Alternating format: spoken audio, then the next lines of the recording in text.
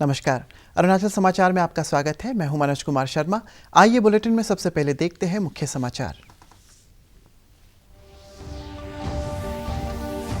पापुम पारे जिले के तिगदो और मोदी-रिजो विलेज में भूस्खलन की घटना में 8 लोगों की मौत। मुख्यमंत्री पेमा खांडू ने भूस्खलन की घटना में मौत पर शोक व्यक्त करते हुए मृतक व्यक्तियों के निकट संबंधियों को अनुग्रह राशि देने की घोषणा।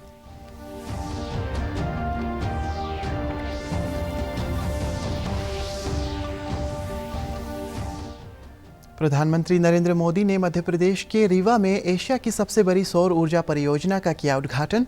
कहा, सौर ऊर्जा न केवल आज के लिए बल्कि 21वीं सदी के लिए होगा ऊर्जा का सबसे महत्वपूर्ण स्रोत।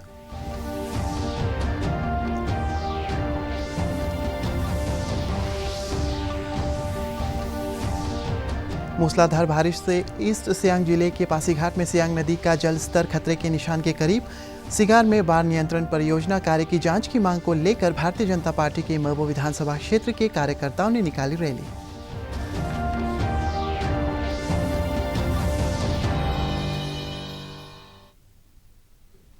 अरुणाचल प्रदेश में पिछले 2 दिनों से हो रही भारी बारिश और भूस्खलन से पापुम-पारे जिले के 7 लोगों में मरने की खबर है। पापुम-पारे जिले के तिगदो गांव में बीती रात करीब 3 बजे भूस्खलन का मलबा एक घर पर गिरने से 4 लोग जिंदा दफन हो गए। स्थानीय लोगों ने तत्काल राहत और बचाव कार्य शुरू कर मलबे में दबे लोगों को बाहर निकाला। आधिकारिक सूत्रों के अनुसार मृतक व्यक्तियों की पहचान ताना मार्टिन, उनकी पत्नी याबुंग लिंगदुम, ताना जोन और ताना यासुम के रूप में की गई है। मुख्यमंत्री पेमा खांडू ने भूस्खलन की घटना में कई लोगों की मौत पर गहरा शोक व्यक्त करते हुए राज्य सरकार की तरफ से मृतकों के निकट संबंधियों को तत्काल 4-4 लाख रुपए की अनुग्रह राशि देने की घोषणा की है। श्री खांडू ने भारतीय मौसम द्वारा अरुणाचल प्रदेश में अगले कई दिनों तक भारी बारिश के पूर्वानुमान को ध्यान में रखकर लोगों से नदियों के किनारे न जाने और सतर्कता बरतने की अपील की है। इधर राजधानी क्षेत्र ईटानगर में मोदी-रिजो में आज भूस्खलन की घटना में 3 लोगों की मौत होने और एक व्यक्ति की घायल होने की खबर है। आधिकारिक सूत्रों के अनुसार भूस्खलन का मलबा एक घर पर गिरने से इसके अंदर रह रहे सभी व्यक्ति दब गए। पुलिस और राज्य आपदा त्वरित बल के जवानों ने घटना की सूचना मिलते ही राहत और बचाव कार्य शुरू कर दिया। उन्होंने 4 लोगों को मलबे से निकाला, जिनमें से 3 लोगों की मौत हो चुकी थी। मृतक व्यक्तियों की पहचान 30 वर्षीय श्रीमती कामदाक कागुंग, 9 वर्षीय कामदाक कारमा और 8 वर्षीय कामदाक जीता के रूप में की गई है, जबकि 20 वर्षीय लोका मीनू तलाश जारी है। राजधानी ईटानगर के कई स्थानों पर भारी बारिश और भूस्खलन से संपत्ति को नुकसान पहुंचने और सड़कों के अवरुद्ध होने की खबर है। कई दिनों से हो रही मूसलाधार बारिश से राजधानी ईटानगर की विभिन्न इलाकों में भूस्खलन से जनजीवन प्रभावित है। पिछले 2 दिनों में भूस्खलन की ज़्यादा घटनाएं हुई है और इसे देखते हुए मुख्यमंत्री पेमा खांडू ने निचले इलाकों या पहाड़ी के आसपास बने रिहायशी इलाकों के लोगों से सतर्कता बनाने की अपील की है।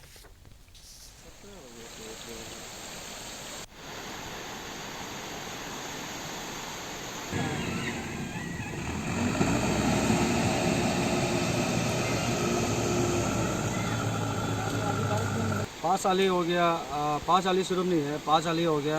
उसका माया मोटर्स हो गया, यूडी का बैक साइड में हो गया, उसका न्याग कॉलोनी हो गया। ऐसा कि बहुत सारा जगह में वार्ड नंबर 8 के अंदर में ये लैंडस्लाइड हो रहा है। ये रोड जो EA सेक्टर टू पोर्ट आयरबैन का रोड है, मैंने इस दिन ये 2018 to 17 का ये सारा स्कीम था, तो इसलिए जो रोड बनाते समय में मैंने ऐसे कि हम लोग भी वाल का या प्रोटेक्शन वाल दे दो बोला था, तो नहीं। प्रधानमंत्री नरेंद्र मोदी ने कहा है कि सौर ऊर्जा न केवल आज के लिए बल्कि 21वीं सदी के लिए ऊर्जा का सबसे महत्वपूर्ण स्रोत होगी, क्योंकि ये सुनिश्चित, शुद्ध और सुरक्षित है।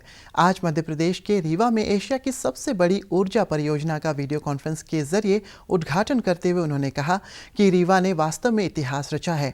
उन्होंने कहा है कि रीवा अब मां नर्मदा और श्वेत बाग की तरह एशिया की सबसे बड़ी और सौर ऊर्जा परियोजना के नाम से भी जानी जाएगी।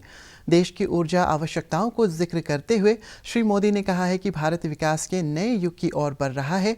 हमारी आशाएं और आकांक्षाएं बढ़ रही है, इसलिए ऊर्जा और बिजली की हमारी आवश्यकताएं भी बढ़ रही है। इस स्थिति में बिजली के लिए स्वयं पर निर्भर होना आत्मनिर्भर भारत के लिए बहुत महत्वपूर्ण है।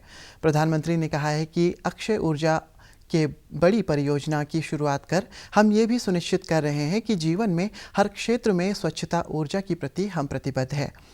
हम ये भी कोशिश कर रहे हैं कि इसके लाभ देश के कोने कोने, समाज के हर वर्ग और प्रत्येक नागरिक तक पहुंचे। इस कार्यक्रम में राज्यपाल आनंदीबेन पटेल, मुख्यमंत्री शिवराज सिंह चौहान और कई केंद्रीय मंत्री उपस्थित थे। इस सोलर पार्क का विकास Rewa ultra mega solar limited ने 1500 सेक्टर क्षेत्र में किया है। जरूरतों का एक बड़ा माध्यम होने वाला है, क्योंकि सौर ऊर्जा श्योर है, प्योर है और सिक्योर है। आत्मनिर्भर भारत अभियान के तहत अब देश का लक्ष्य है कि सोलर पैनल सहित तमाम उपकरणों के लिए हम आयात पर अपनी निर्भरता को खत्म करें। घरेलू मैन्युफैक्चरिंग को बढ़ावा देने के लिए अनेक जरूरी कदम उठाए जा रहे हैं। सरकारी विभाग और दूसरी सरकारी संस्थाएं जो भी सोलर सेल या मॉड्यूल खरीदेगी वो मेक इन इंडिया ही हो, ये तय किया गया है।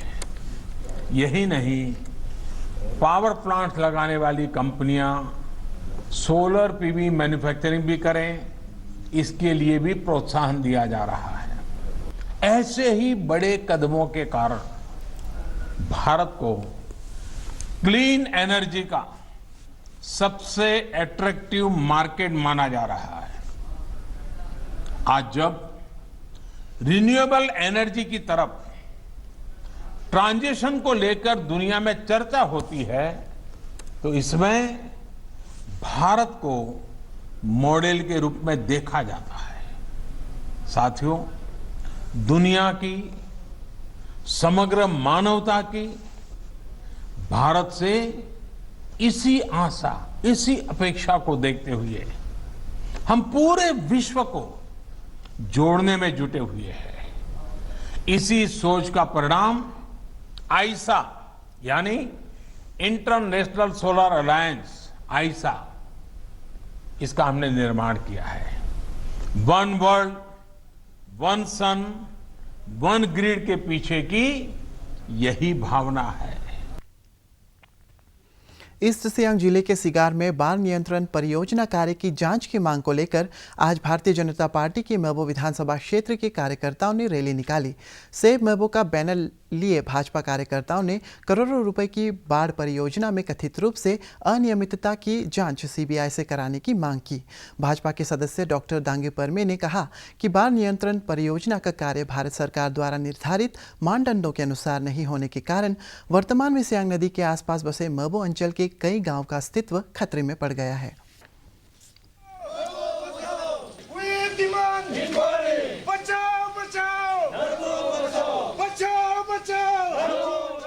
Our people are suffering from the recurrent problems of flood, especially the villages like Shigar, Motum, Rale, Borguli, Saram, Kongpul, Namsing, Mer, Gadung. Now, when the government awarded us a 35 crores rupees for preventing this annual chronic erosion of this Siang River, we were very happy.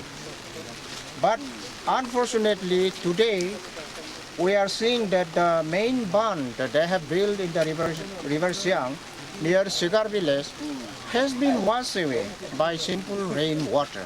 Now flood has yet to come. We are here to express the feelings of the affected people, and the feeling is that they want a neutral. East Siang जिले के पासीघाट में सियांग नदी का जलस्तर खतरे के निशान के करीब बह रहा है और इससे जलस्तर में लगातार बढ़ोतरी हो रही है। केंद्रीय जल संसाधन विभाग की ओर से जारी बुलेटिन के अनुसार सियांग नदी का जलस्तर 153.66 मीटर पर है, जो खतरे के निशान के काफ़ी करीब है। वहीं जिला प्रशासन ने भारी बारिश को देखते हुए लोगों से नदियों में मछली पकड़ने या किसी अन्य कार्य से नहीं जाने का दिशा निर्देश जारी किया है। इधर पूर्व शिक्षा मंत्री बोसीराम सिराम ने सियांग नदी से लगे इलाकों का दौरा कर भारी बारिश से उत्पन्न स्थिति का जायजा लिया। माननीय जिला अध्यक्ष डीसी मैम ने भी पहले से ऑर्डर जारी कर चुका है कि नदी का सामने या सियांग नदी का सामने या कोई भी नदी हो सामने नहीं जाने के लिए, क्योंकि आजकल ये बारिश का मौसम है, कोई भरोसा नहीं। आप जहाँ पानी नहीं वहाँ जाके मच्छी मारेगा, फिर अचानक पानी आ जाएगा, फिर बीच में फंस जाएगा तो मुश्किल हो जाएगा। मैं आम लोगों को मेरा यही अपील है, अभी होशियारी बरतना है। बारिश का मौसम है, जहाँ तहाँ नहीं जाना है, नदी का सामने नहीं जाना है, मच्छी मारने के लिए नहीं जाना है और नदी का लकोरी नहीं उठाना है। और खासतौर जिला प्रशासन यानी कि डिस्ट्रिक्ट एडमिनिस्ट्रेशन, पुलिस, जो भी डायरेक्टिव जारी किए गए हैं वो सबको हम लोग पालन करना है। देश भर में अब तक 4,95,513 कोविड रोगी उपचार के बाद स्वस्थ हो चुके हैं। पिछले 24 घंटे में इस वायरस से उत्पन्न 19,135 रोगी ठीक हुए हैं। स्वस्थ होने की दर 62.42% हो गई है। केंद्रीय स्वास्थ्य एवं परिवार कल्याण मंत्रालय ने बताया है कि पिछले 24 घंटों में देश में कोविड-19 के 26,506 नए मामले सामने आने से संक्रमित लोगों की कुल संख्या 7,93,802 हो गई है और एक दिन में 475 मौतें हुई है। मरने वालों की संख्या बढ़कर 21,604 हो गई है। 2,76,625 लोगों का इलाज चल रहा है। असम के गोलाघाट, जोरहाट सहित कई नगरीय इलाकों में कोविड संक्रमण को फैलने से रोकने के लिए लॉकडाउन जारी है। राज्य में पिछले 24 घंटे के दौरान 15 नए पॉजिटिव मामले सामने आए हैं। हालांकि 11 लोग इस दौरान स्वस्थ होने के बाद होम क्वारंटीन के लिए भेज दिए गए हैं। राज्य में अब तक 29,000 से ज़्यादा लोगों के कोविड-19 जांच के लिए सैंपल लिए जा चुके हैं। प्रदेश में कुल सक्रिय मामलों की संख्या 180 है, जबकि 120 लोग स्वस्थ हो चुके हैं। इधर अपर सुबनसिरी जिले के दापोरिजो में आज से 15 जुलाई तक लॉकडाउन लागू रहेगा। जिला उपायुक्त कांतो दांगेन ने कहा है कि लॉकडाउन का सख्ती से पालन सुनिश्चित करने के लिए धारा 144 लगाया गया है। जो सिंगल केस है ये तो क्वारंटाइन फैसिलिटी से मिला हुआ केस है और कोविड केयर सेंटर में रखा है। कोई इशू नहीं है। पब्लिक को इस मैटर में अभी जो है पैनिक नहीं होना चाहिए। और इवन हम लोग डेली रिपोर्ट्स और डेली चेकिंग्स ये पेशेंट का कर रहा है, तो अभी तक कोई ऐसा कॉम्प्लिकेशन भी दिखाई नहीं दिया है। इसीलिए सिटीजन से, अपर सुबनसिरी का सिटीजन से रिक्वेस्ट है कि इसमें पैनिक नहीं होना चाहिए। हम लोग 144 ईस्ट सियांग जिले के पासीघाट में सूचना और जनसंपर्क विभाग द्वारा कोविड-19 की महामारी से निपटने में स्वच्छता पर ग्राम प्रेरकों के लिए एक प्रशिक्षण कार्यशाला का आयोजन किया गया। कार्यशाला को संबोधित करते हुए जिला चिकित्सा अधिकारी और रिसोर्स पर्सन डॉक्टर कालिंगदाई ने ग्राम प्रेरकों को स्वच्छता और कोविड-19 की रोकथाम में अपनाए जाने वाले स्वास्थ्य संबंधी तरीकों के बारे में विस्तार से जानकारी देते हुए उन्हें आम लोगों को जागरूक करने में अपना योगदान देने की अपील की। कार्यशाला को डीएसओ डॉक्टर तारिक तालोम ने भी संबोधित किया। कार्यशाला का आयोजन अरुणाचल राइजिंग अभियान के तहत किया गया था। अपना को साफ से नहीं रहने से ये भी डायबिटीज भी हो सकता है, कुछ और भी बैक्टीरिया वायरस का कोरोना वायरस से संक्रमित व्यक्ति के परिजनों के साथ भेदभाव नहीं करना चाहिए। इलाज के बाद स्वस्थ होने वाले कोविड रोगी के साथ हमें अच्छा व्यवहार करना चाहिए ताकि वो जल्द से जल्द सामान्य स्थिति में आ सके। प्रस्तुत है एक संदेश। यकीन मानिए, बहुत हसीन है ये दुनिया, बहुत अनमोल है ये जिंदगी।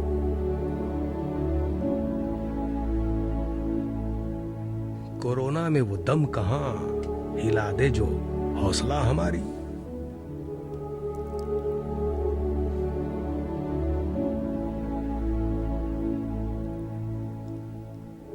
हाँ, कोरोना से हो सकता है कोई भी संक्रमित, पर जानबूझकर कोई होता नहीं है पीड़ित।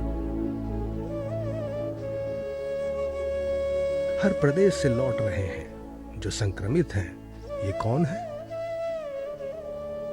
हमारे आपके बच्चे, दोस्त, रिश्तेदार, परिवार है। हर कोई किसी न किसी का अपने हैं।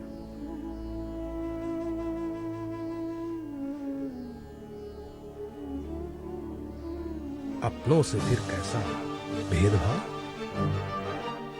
कोरोना पॉजिटिव से नफरत क्यों? कोरोना। अरुणाचल समाचार के आज के अंक में इतना ही। हम कल फिर हाजिर होंगे अरुणाचल और देश और दुनिया की खबरों के साथ। आप देखते रहिए अरुण प्रभा। नमस्कार।